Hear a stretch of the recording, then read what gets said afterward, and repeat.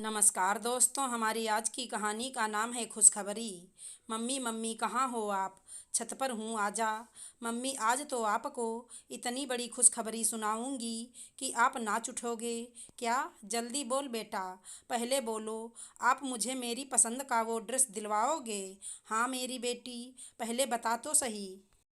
और तुम्हारे पास पहले से ही इतनी सारी ड्रेसेस हैं, और क्या करोगी? क्या मम्मी, आप तो अभी भी पहले जैसी ही हो। हाँ बेटे, भगवान अगर बरकत दे तो उसे संभाल कर रखना चाहिए। और तू भी सीख ले फिजूल खर्ची से कैसे बचें।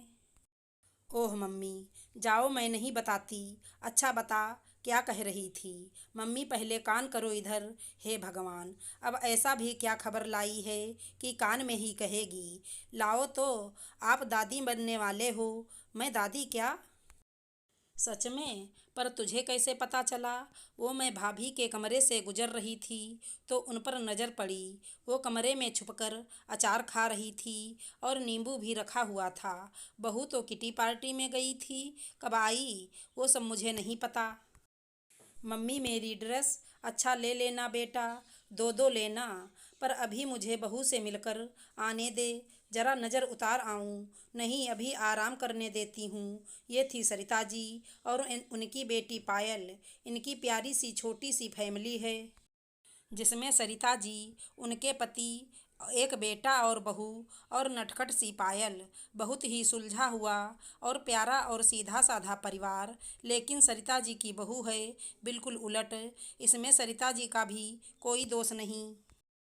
अब बहू आई है हाई सोसाइटी वाली, तो वो क्या कर सकती हैं। कमलकांत जी बहू के पिता हैं, उनका बहुत बड़ा कारोबार है। वहीं सरिता जी का बेटा विनय वहाँ काम करता था, बहुत ही सच्चा और ईमानदार।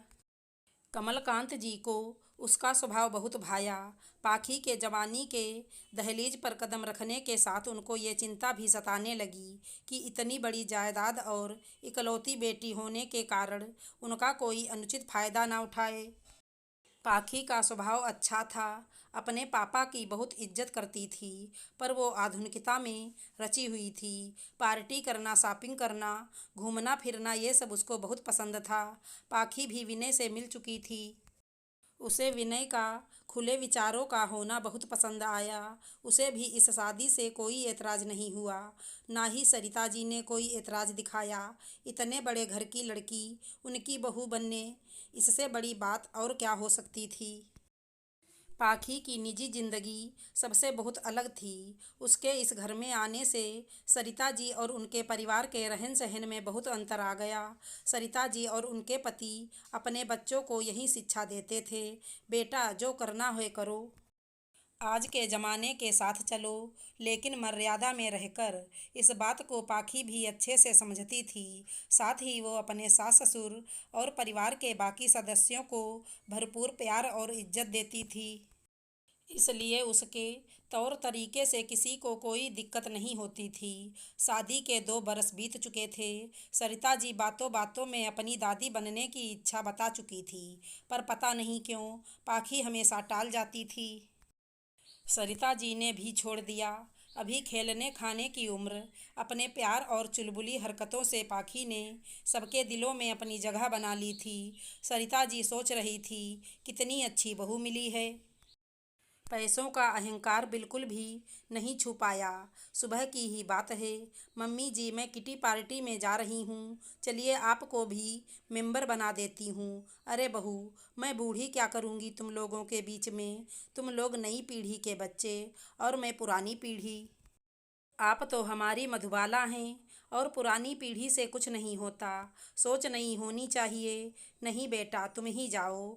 ठीक है मम्मी जी, मैं शाम तक आऊँगी। पायल देख तो भाभी सोकर उठी या नहीं?